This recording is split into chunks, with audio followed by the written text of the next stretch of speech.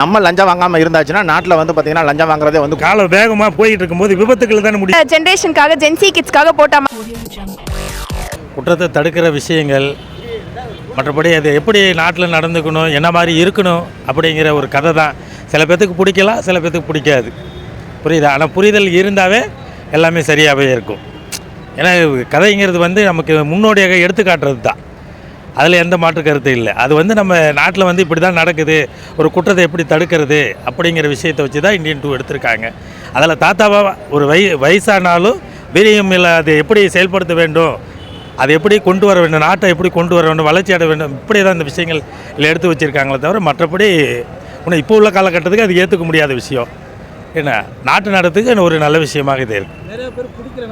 ஆமாம், அதாவது புரிதல் உள்ளவங்க அது சிந்திப்பாங்க, புரிதல் இல்லாதவங்க பிடிக்கலன்னு சொல்லுவாங்க. அதாவது தான் குடும்பத்தில் ஒரு தவறுகள் இங்கே வரக்கூடாதுன்னு நினைக்கிறவங்களுக்கு அது சரியாக இருக்கும். தவறுகள் இருந்தாலும் நம்ம மட்டும் நல்லா இருக்குன்னு நினச்சா அது பிடிக்காது. இது மாதிரி விஷயந்தான் இதில் கொண்டு வந்திருக்காங்க. அப்படின்னா இந்தியன்லேயே வந்து தான் பிள்ளைய கூட கதைக்கிறனாலும் அது எப்படி கொண்டாரு அந்த மாதிரி விஷயம் தானே. இது அப்படியே உள்ள விஷயம் தானே. அதாவது இது எடுத்து காட்டுறதுக்கு திரை காவியம் தான் முக்கியம். நாட்டு நடப்புக்கு எடுத்துக்காட்டுறது திரைக்காவியம் ரொம்ப முக்கியமானது. அதில் இந்தியன் ரொம்ப நல்லா தான், புரிதல் உள்ளவங்களுக்கு கண்டிப்பாக அது சக்ஸஸாக இருக்கும். வீட்டில் இருந்து சரி பண்ண இந்த படத்தை பார்க்குறவங்களுக்கு அது புரிஞ்சுக்குவாங்க. தப்பு எங்கே நடக்குது, என்ன பண்ணுறாங்க அப்படிங்கிற புரிஞ்சுக்கிட்டாங்களே தப்பு உணர்ந்துடும். இது பண்ணக்கூடாது, மற்ற வயிற்றில் அடித்து நம்ம சாப்பிடக்கூடாது அப்படிங்கிற வழியில் இது உள்ள வருதில்லை. அப்போ அந்த ஆரம்ப ஸ்டேஜ் வந்து என்ன, இந்தியன் தாத்தா வந்தால் நல்லா இருக்குன்றதால கதை கொண்டு வராங்க. இந்தியன் தாத்தாவில் என்ன நடக்காது. அப்போ கடைசி நேரம் கிளாமிக்ஸ்கள் வந்து தப்பு நடக்குது, ஒவ்வொரு குடும்பத்துலேயும் தப்பு இவரால் தான் ஆச்சுன்னு குற்றம் வைக்கும்போது தானே அது நடக்குது, சம்பவங்கள் கிளாமிக்ஸ் முடியுது. அதனால் ஒவ்வொரு குடும்பத்திலையும் இது எடுத்துக்காட்டுறதுக்கு உண்மையான நல்ல விஷயந்தான். பிடிக்கலங்கிறது கதையாக பார்த்தா பிடிக்கலன்னு சொல்லுவாங்க, சிந்தனை பண்ணணும்னா கொஞ்சம் பிடிக்கிற மாதிரி இருக்கும். கோபேக்னு சொல்கிறாங்க, அது எதுக்கு சரி பண்ண முடியாததுக்கு தான் கோபேக்னு. இப்போ நீங்கள் என்ன எடுக்கிறீங்க, நான் பேச முடியாதுன்னா என்னை அமுச்சு விட்டு அடுத்த ஆள் தானே பார்ப்பீங்க. அப்புறம் இதுதான் நடக்கும். இது மாதிரி விஷயந்தான். அது ஒன்றும் கதை நல்லது தான், புரிதல் வேணும். அவர் ஆரம்பத்திலேருந்து எத்தனை அவதாரம் எடுத்து நல்லா பண்ணிக்கிட்டு தான் இருந்தார். இது மட்டும் புதுசாக பண்ணல. இது வந்து ஏதோ பொழுதுபோக்கு இல்லை. லஞ்சத்தை ஒழிக்க முடியாதுன்னு கதையில் எப்படி வேணாலும் பேசிக்கலாம். புரியுதுங்களா? அதுதான் சொல்கிறேன். உங்கள் ஃபஸ்ட்லேயே நான் சொல்லியிருக்கேன், புரிதல் வேணுன்றது தானே சொல்கிறேன்.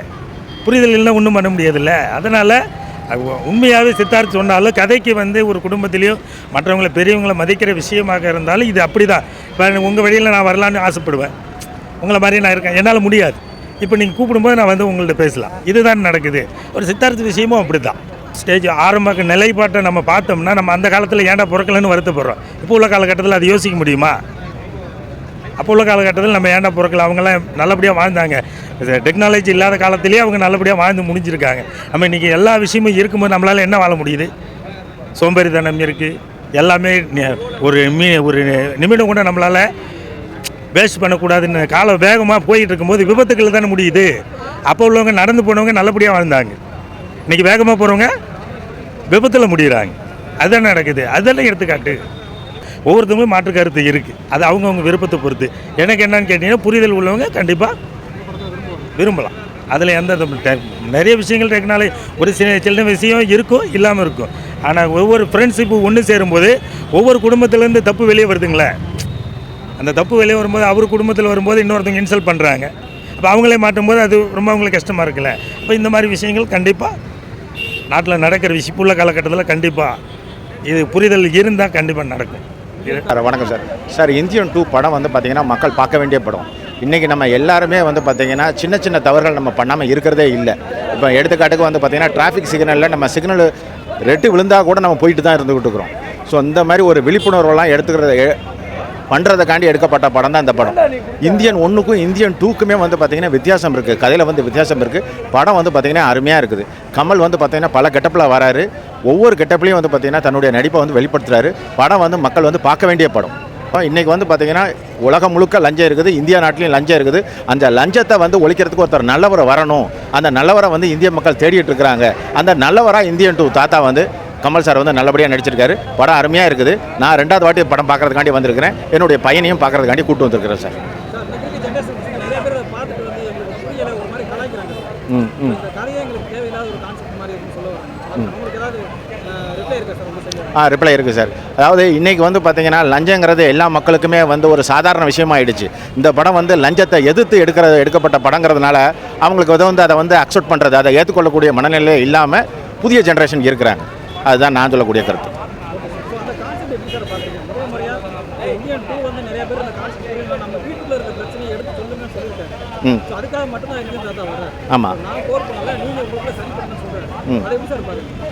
சார், அதை வந்து ஒரு நல்ல விஷயமா தான் பார்க்குறேன். ஏன் அப்படின்னா நம்ம வீட்டில் இருக்கிறவங்களே நல்லவங்களாக இருக்கணும் அப்படிங்கிறாரு. நம்ம வீட்டில் நல்லவங்களாக இருந்தாங்க அப்படின்னா நாட்டில் நல்லவங்கள் வந்து பார்த்திங்கன்னா அதிகமாகிடுவாங்க. ஸோ நம்ம லஞ்சம் வாங்காமல் இருந்தாச்சுன்னா நாட்டில் வந்து பார்த்திங்கன்னா லஞ்சம் வாங்குறதே வந்து குறைஞ்சி போயிடும் அப்படின்னு சொல்கிறாரு. ஒரு நல்ல கருத்தை தான் தலைவர் சொல்லியிருக்கிறார். இந்தியன் 1ல் வேறு மாதிரி கருத்து, இந்தியன் 2ல் வந்து பார்த்திங்கன்னா கருத்து நம்மளை சுத்தப்படுத்திக்கிடுவோம், அதுக்கப்புறம் வந்து பார்த்திங்கன்னா நம்ம ஆட்டோமேட்டிக்காக தானாக வந்து நாடு வந்து சரியாயிரும் அப்படின்னு சொல்லிட்டு தலைவர் சொல்லியிருக்கிறார் சார். ஆமாம் சார், வர்மத்தை பற்றி பேசுகிறேன்னா வர்ம கலைங்கிறது இப்பவும் இருக்க தான் செய்யுது. இப்பவும் வந்து பார்த்திங்கன்னா கேரளாலலாம் வந்து பார்த்திங்கன்னா வர்மக்கலை ஆசான்னு சொல்லிட்டு இருக்கிறாங்க. அவங்கள்ட்ட நிறைய மாணவர்கள் இப்போவுமே வந்து பார்த்திங்கன்னா நிறைய பேர் வந்து பயிற்சி எடுத்துக்கிட்டு தான் இருக்கிறாங்க. இது உண்மை தான் சார். கண்டிப்பாக தேவை தான் சார். இந்தியன் தாத்தா வந்து கண்டிப்பாக தேவை தான் சார். இந்தியன் 2ல் வந்து கமல் சார் வந்து பார்த்திங்கன்னா பலவிதமான கெட்டப்பில் வராரு. ஒவ்வொரு கெட்டப்லையும் வந்து பார்த்திங்கன்னா தன்னுடைய நடிப்பை வெளிப்படுத்தியிருக்கிறாரு. ஒவ்வொரு கெட்டப்லையுமே வந்து பார்த்திங்கன்னா விதவிதமான கெட்டப்பில் அருமையாக நடிச்சிருக்கிறாரு சார். அருமையாக நடிச்சிருக்காரு. கடைசி கெட்டப்லலாம் வந்து பார்த்திங்கன்னா அந்த கிளைமேக்ஸ் சீன்லலாம் வந்து பார்த்திங்கன்னா கிட்டத்தட்ட வந்து அவர் பண்ணக்கூடிய ஃபைட்டெலாம் அருமையாக இருந்துகிட்டு இருக்குது சார். அருமையாக இருந்துகிட்டு இருக்குது. நானே என்னுடைய நண்பர்களுக்கெல்லாம் இந்த படம் வந்து பார்க்க வேண்டிய படம்னு சொல்லிட்டு நானே இந்த படத்தை பற்றி ஒரு விமர்சனமே என்னுடைய நண்பர்களுக்கெல்லாம் எழுதி அனுப்பிச்சிருக்கிறேன். இது வந்து ஒரு அருமையான ஒரு திரை காவியான்னு சொல்லிட்டு நானே என்னுடைய நண்பர்களுக்கெல்லாம் எழுதி அனுப்பிச்சிருக்கிறேன். ஸோ பார்க்க வேண்டிய படம் தான், ஒரு அருமையான படம் சார். இதில் வந்து அந்த அளவுக்கு லஞ்சத்தை பற்றி பெருசாக எக்ஸ்பிளனேஷன் கொடுக்கல. ஃபர்ஸ்ட் பார்ட்டில் வந்து அந்த மனோரமா சீன் ஒன்று இருக்கும், அவங்களுடைய பொண்ணுடைய டெத் சீனும் ஒன்று இருக்கும். அதனால அவங்க வந்து அந்த ஒரு லஞ்சத்துக்காக வந்து அவர் ஒரு இது பண்ணியிருப்பார், ஒரு ஆக்ஷன் எடுத்திருப்பார். இதில் அந்த அளவுக்கு இன்டர் கனெக்ஷன் எதுவும் பெருசாக ஒன்றும் காட்டல. ஆமாம், அது சித்தார்த்தோட இது வந்து இப்போ எனக்கு வந்து அவங்களுடைய அவங்க ஃபேமிலியில் நடந்த அந்த ஒரு லஞ்ச சீனுமே வந்து எனக்கு பெருசாக ஃபீல் ஆகலை. அந்த கனெக்ஷன் இல்லை. அது படம் பார்க்கும்போது அந்த ஒரு எமோஷன் இல்லை படத்தில்.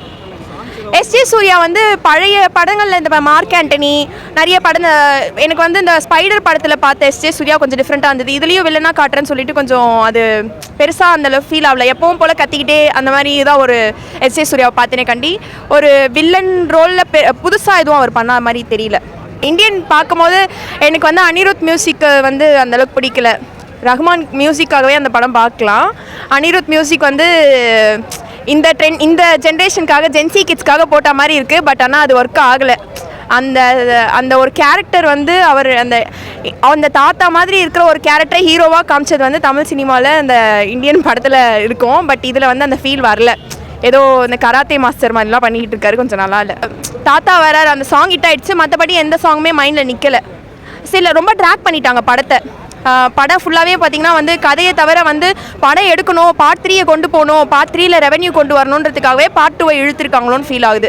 ஒரே பாட்டில் முடிச்சிருக்கலாம் இந்த படத்தை. எனக்கு தெரிஞ்சு பார்ட் 2 பார்ட் 3 இழுக்காமல் ஒரே பாட்டில் முடிச்சிருக்கலாம்.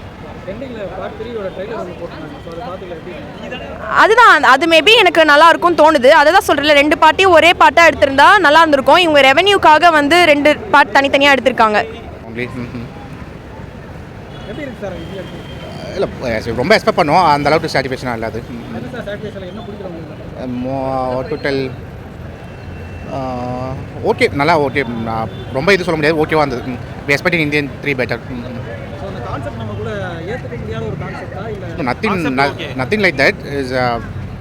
அதான் என்ன எப்படி இருக்கணும்னு சொல்கிறாங்க, வேறு ஒன்றும் இல்லை. இந்த ஜென்ரேஷனில் நம்மளும் அப்படி தான் இருக்கும். Including me, including you, including all, எல்லாமே அப்படி தான் இருக்கும். அதை வந்து அவன் சேஞ்ச் பண்ணணும்னு சொல்கிறாங்க.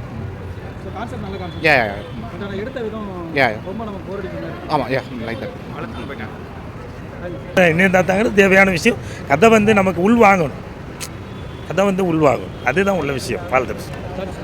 அவங்களுடைய பார்வையில் அவங்க வந்து அந்த படத்தை பற்றி தகவல் சொல்கிறாங்க. பட் பொதுமக்களுடைய பார்வையில் நிறைய பேர் வந்து பார்த்திங்கன்னா படம் நல்லா இருக்குன்னு சொல்லி தான் வந்து தகவல் கொடுத்துட்டு இருக்கிறாங்க. இப்போ நான் 2வது வாட்டி படம் பார்க்க வந்திருக்கேன். அப்படிங்கும்போது படம் வந்து நல்லா இருக்க போய் தான் நம்ம வந்து திருப்பி வந்து பார்க்க வந்திருக்கிறோம். அதனால் படம் வந்து பார்க்க வேண்டிய படம். ஒவ்வொருத்தருடைய கருத்து ஒரு மாதிரி இருந்துகிட்டு இருக்குது. அதாவது திரைப்பிரபலங்கள் சொல்லிட்டு சில பிரபலங்கள் வந்து கொடுக்கக்கூடிய விமர்சனங்கள் வந்து வேறு மாதிரி இருக்குது. ஆனால் பொதுமக்கள் நிறைய பேர் வந்து பார்த்திங்கன்னா படம் நல்லா இருக்குன்னு சொல்லி தான் திருப்பி வந்து பார்க்க வந்துகிட்டு இருக்கிறேன். ஓகே, நன்றி. நல்லா இருந்தது. கொஞ்சம் இன்னும் கூட பெட்டராக பண்ணியிருக்கலாம். பார்ட் 3ல நிறைய எக்ஸ்பெக்டேஷன்ஸ் இருக்குன்னு நினைக்கிறேன். பார்ட் 2 கொஞ்சம் ஃபஸ்ட்டு தான். அதனால் எப்படி இருக்கு படம் நல்லா தாங்க இருக்குது, பிரச்சனை இல்லை. நெகட்டிவ் விமர்சனம் நிறையா கொடுத்துருக்காங்க. நிறையா கொடுத்துருக்காங்க, அதை பற்றி எனக்கு தெரியல. நல்லா இருக்குது, பார்க்குறதுக்கு நல்லா இருக்குது, போர் இல்லாமல் போயிட்டே இருக்கு படம். கமல் எப்படி நான் பண்ணியிருக்காரு? கமல் ஆக்டிங் எப்போவுமே எக்ஸலண்ட் தான். அவரோட நடிப்பை பற்றி குறைய சொல்ல முடியாது, நல்லா சூப்பராக இருக்குது. சங்கர் படம் ஒரு பிரம்மாண்ட எதிர்பார்ப்பு இருக்கு. பிரம்மாண்டம்லாம் இருக்குது, அதே அவர் அப்படியே ஃபாலோ பண்ணிகிட்டே இருக்கார். அதை பற்றி அவருடைய குறை கிடையாது. எனக்கு பொறுத்த வரைக்கும் படம் நல்லா இருக்குது. அப்படி கேட்டுக்கிறேன். பார்க்கலாம், போர் அடிக்குது. பார்ட் 3 பார்க்கலாம் எப்படி இருக்குன்ட்டு. ரொம்ப நல்லா இருக்கு, சூப்பராக இருக்கு. இல்லை இல்லை நல்லா இருக்கு.